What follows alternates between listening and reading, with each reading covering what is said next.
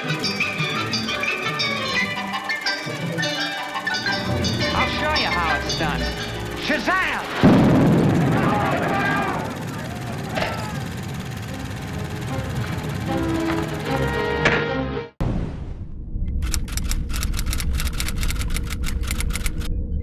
Yo, what's going on, guys? Welcome back to another episode of Underdeveloped, and we're continuing Spooky Month, or Spooky Season, rather. Yes. And we just finished this movie called Misery. This is a film directed by the incomparable Rob Reiner, who I didn't know was behind so much classics. I mean, the dude... Oh.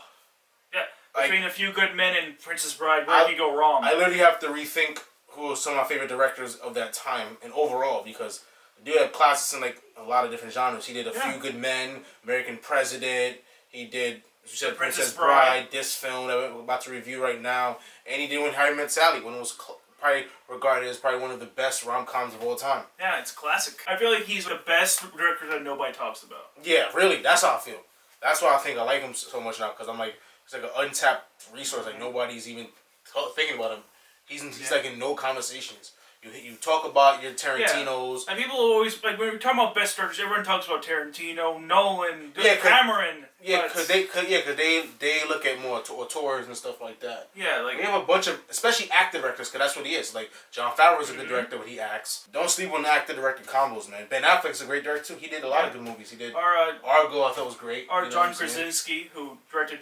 Quiet Place, you know what I mean? You know what I mean? And Jordan Peele's trying to carve that out for himself, Jordan Peele. We're doing more of a comedian than really an actor, but... So, yeah, like, shout-outs to Rob Reiner. And I loved him in New Girl. I thought he was very funny in that show.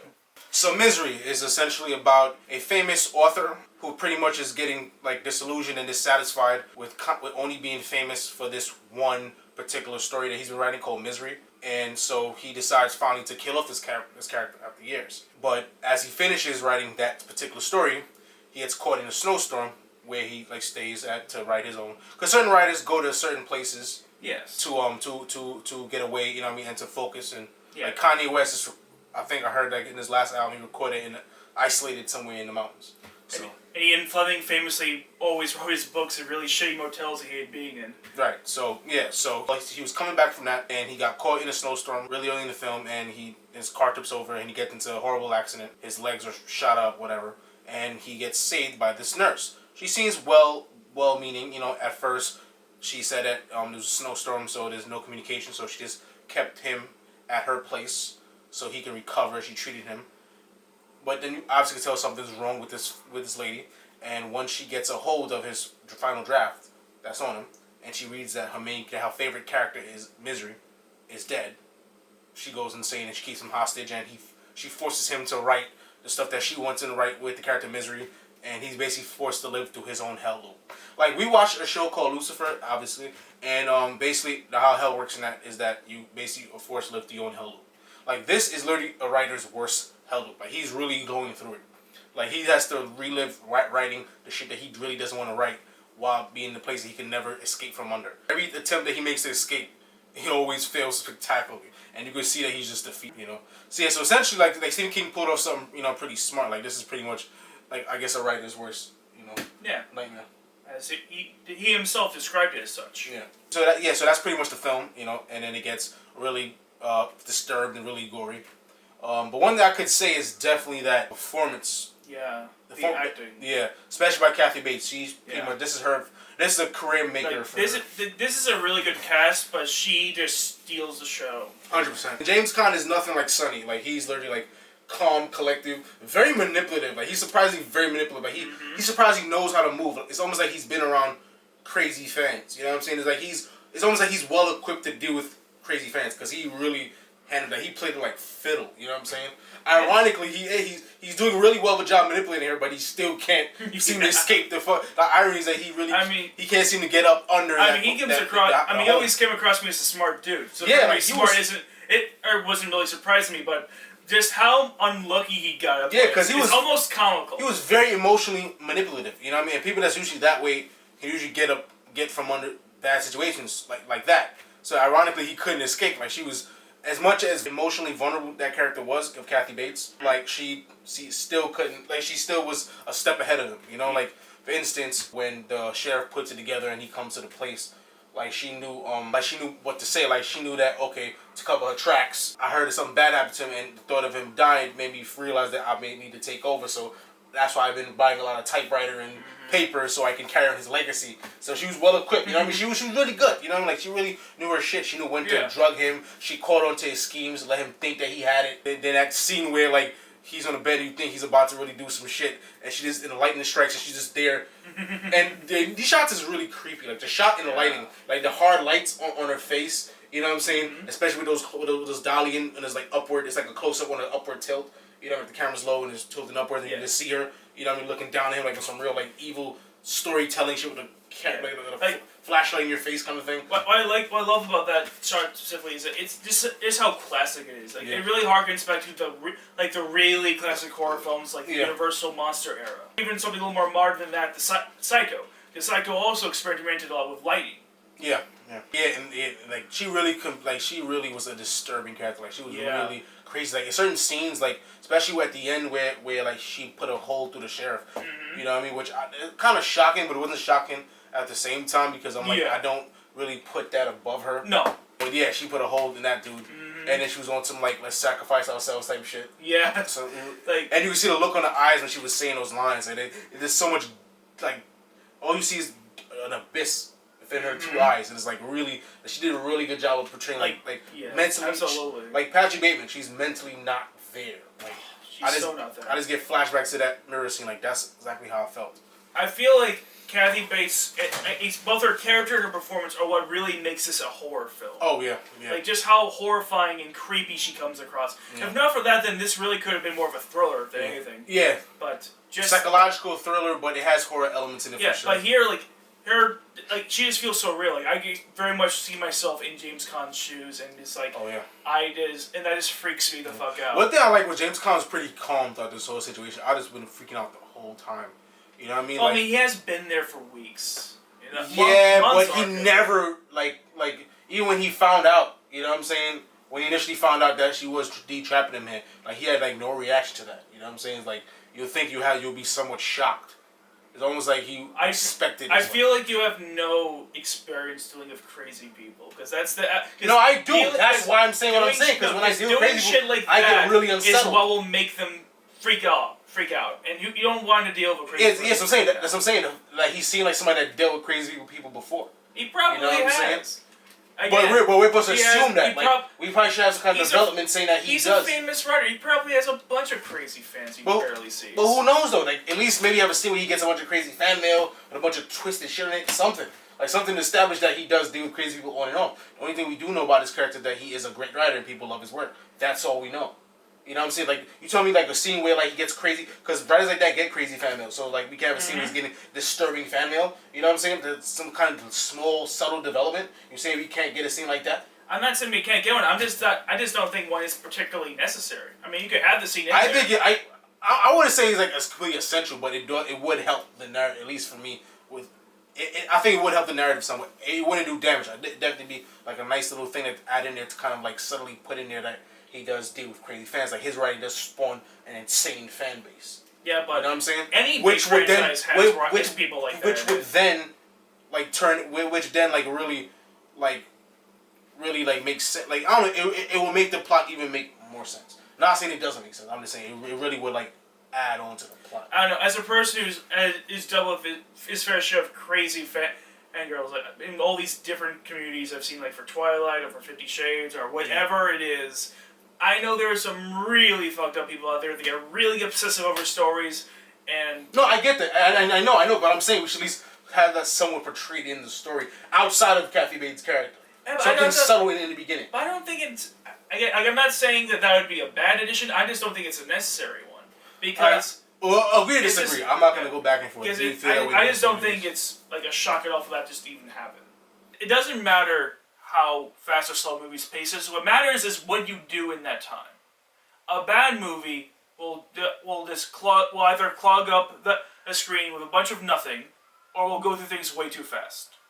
A good movie like this, establishes who these characters are and their relationships to each other without really wasting time. Like, even the car crash happens, the very beginning of the movie. That's almost how the movie starts, even. Almost. So it gets you right to the point as soon as you can. And that's one I think I really like about it. But while it does have that really fast bit work, it does get the plot started early. It doesn't rush itself. It takes its time to really explore things. Like we see James Caan exploring the house once he's finally able to. So this movie was an hour and 47 minutes in runtime, but it felt like 2.5 hours.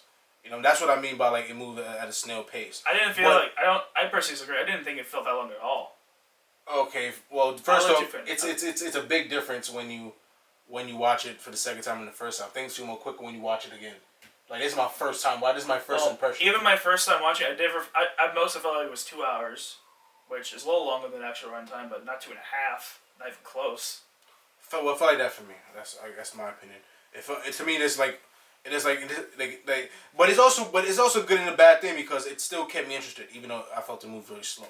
But it really got slowed at the midpoint, where it's like, as I'm saying, like he's discovering the house, stuff like that, which is fine. You know what I mean? Like you don't want to rush it, but it just I think it really just stinted the story for like a while, and then I felt like at the end of the second act, that's when it finally started progressing in. Especially after like around the time he found out, you know what I mean? Like the sheriff put the pieces together, like that's like that whole like a good midpoint of Act 2 was really like really moved like really slow. It took its time, but as I said, it's a good thing and a bad thing. These two characters really get to learn each other and maneuver around each other in very creative ways. Yeah. It's a nice progression that ramps up in intensity the further it goes along. But anyways, a hell of a performance by Kathy Bates. She really knocked it out the fucking park here. Like she really conveyed and I love her switching. Like she's able to switch from like the wholesome caregiver to like Nurse Ratched. You know what I mean? Yeah, it's this wonderful performance of just bipolar insanity. Yeah, because she was bipolar. That was a bipolar character. Absolutely. A bipolar character that suffered delusions of grandeur. Yeah. Like, that's really her. I mean, admittedly, it's a little more it's a little more out there than what you would see in real life, but not by a ton. But yeah, that's pretty much my review. It's pretty simple. Anything else left to say? Anything else you want to add? Really nothing other than I absolutely love this movie. It's among my favorite Rob Reiner movies. Not the top, but up close. What's your favorite Rob Reiner movie? Oh, it's right behind us, The Princess Bride. Really? That's your favorite? Yeah, we really have to say if you love it so much. Yeah, it's like a parody kind of film, right? No, not really. I mean, what kind of film is it? It's like a Princess Diaries kind of thing, like. No, it's this comedic love story. It's not really a parody. It's not really a parody, but it does have comedic elements to it. So it's a comedic love story. So yes, like Princess Bride. It is Princess Bride. I mean Princess Diaries. No, a little less romance. Princess Diaries doesn't have as much action scenes. Oh, this is an action adventure. It's a fantasy movie. It takes place in this fantasy world. Fine. Okay. Very different from the Princess Diaries. Though I would love to see Anne Hathaway just in a sword fight. That would be fun. All right, so yeah, I definitely would love to take a look at that. GPA scale, I will give Misery a 3.6. It definitely crosses the 3.5. It's definitely amongst the top tier for me. This was good, especially for what it is. And it pretty much took place pretty much at one location. I love films like that. It told a whole 2-hour story within pretty much one location for the most part. And the ending was really good too. The ending, because it made a lot of sense. Like somebody that's been through that kind of experience would start seeing that person everywhere. Like he she's literally gonna be immortal in his brain forever. Yeah. And it really had some good jarring moments. I think some of the comedy landed a little bit, and in the horror scene, like the real like jump scare scenes, really caught me off guard, which is hard. But in the ending, of course, like the agent, the first thing her like greedy ass would say, like, oh, you know, maybe you should make a movie about that experience, and he jokingly mocks it. He jokingly replies, oh yeah, I'm just gonna make something about one of them. I'm gonna write a new book about probably the most traumatizing experience I've ever been through. Well, like with so much whimsy. And well, I mean that's kind of what he did at the end though, because he did write a book, but he wrote a fictional book. About a similar but he wrote a non-fiction book that was about that. You know, I wonder if that was inspired by something between Stephen King and his publisher, because he did write Misery inspired based on his own car crash. So I'm wondering if maybe a publisher or an agent or someone recommended, hey, how about you write an autobiography about that experience? I don't know.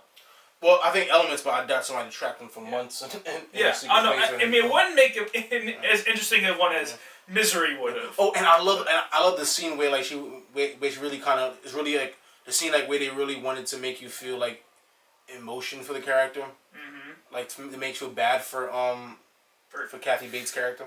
Yeah, for girl Annie Wilkes. Annie Wilkes, you know, like but she was like, you know, like I'm starting to love the real person, not just the writer. But I know you never would because, she never was self aware because she knows that I don't look like a movie star.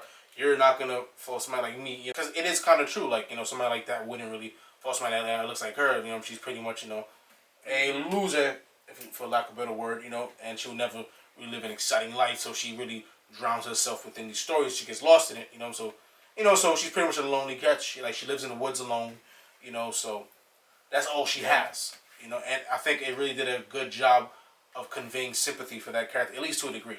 I still didn't care for her because I know she's like evil, crazy she-bat. You know what I'm saying? But what makes that scene work just so well for me is just the look. It's just that dead look in her eyes. yeah, that's what it is. Like the look of really, despair. like, because it is because while nothing is there, it is the point where she is the most self-reflective, the most self-aware, and even then, that is when she's at her most terrifying. Because that's when she's like, "I love you. Let's kill each. Let's both kill I think ourselves." that's where that. Yeah, that's definitely. Like, you can see the idea spawning in her mind. Like from that scene, you could tell that's where the movie's gonna go to, because this looks like it's it for her. Yeah. After it's done, after the story's done, there's nothing else left to do. There's nothing else left to live for, because she know other people's gonna come looking for him. You know, so. Yeah, it's just chilling to the core, man. But on a GPA scale, how much would you give it? My GPA score is a 3.8. Oh, so even higher than me. Yeah.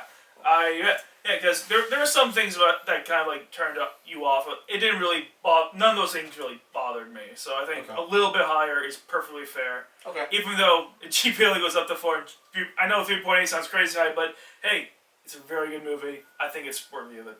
This concludes our review to Misery. Yeah. Be on the lookout for more horror reviews to conclude Horror Month. We have more for the Halloween. A Betty horror season.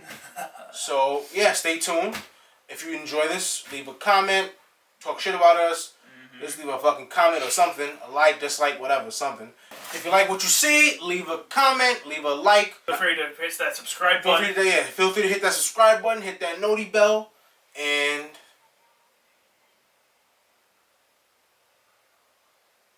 stay tuned, my G.